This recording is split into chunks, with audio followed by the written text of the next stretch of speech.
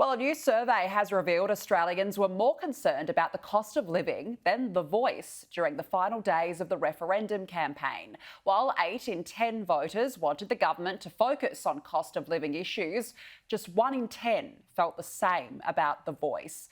At the same time, the government's overall performance rating dropped to a record low.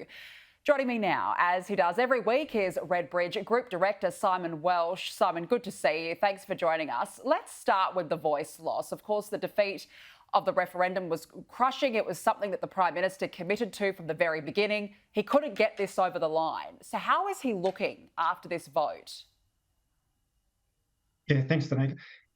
I think it's a really critical moment for the government and for the Prime Minister personally at the moment. I mean, the yes vote, in a sense, I don't think the outcome will necessarily define sort of voter reaction to the Prime Minister and those sorts of things. But I think how they now respond to this vote is very important, particularly on their left flank in terms of being able to do something meaningful around Indigenous affairs.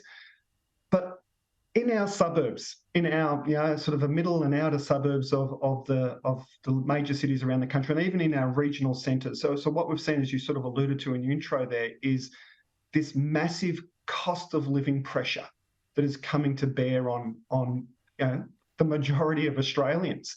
And it's profound. And it really is profound. I mean, we saw yesterday, I think Food Bank Australia released some statistics around 3.6, 3.7 million households are experiencing food insecurity. It's where they're compromising on the food that they buy just to keep their heads above water.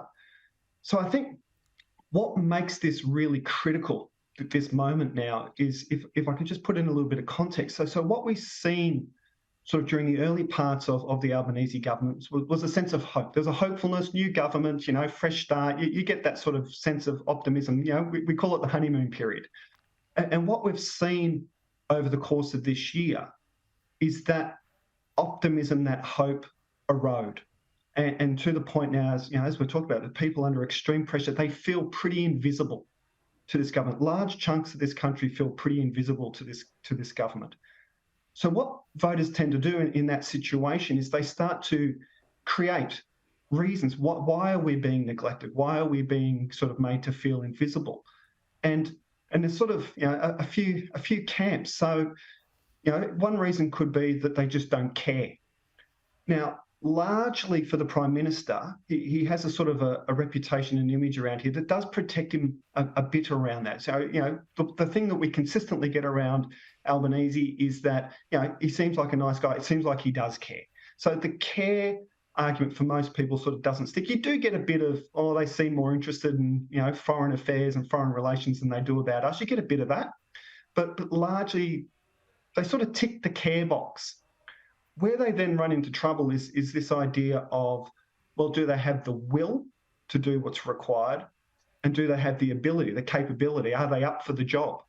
And that's where we're starting to see some of this negativity sort of come around, as I say, as voters are trying to explain why are they absent? Why am I invisible to them? Is it that they don't have the strength to take on the vested interests and do something big about energy prices and the cost of living and the cost of housing? Or is it just that they don't get it? They don't understand it. They're not up to it. So there's some pretty big questions that the Prime Minister and his government need to answer. And it's taken 18 months to get to this point. It's probably going to take them 18 months to turn it around. And so suddenly you start looking at the length of the runway that they've got, and there's not a lot of time left. So, I think we're at a really critical juncture.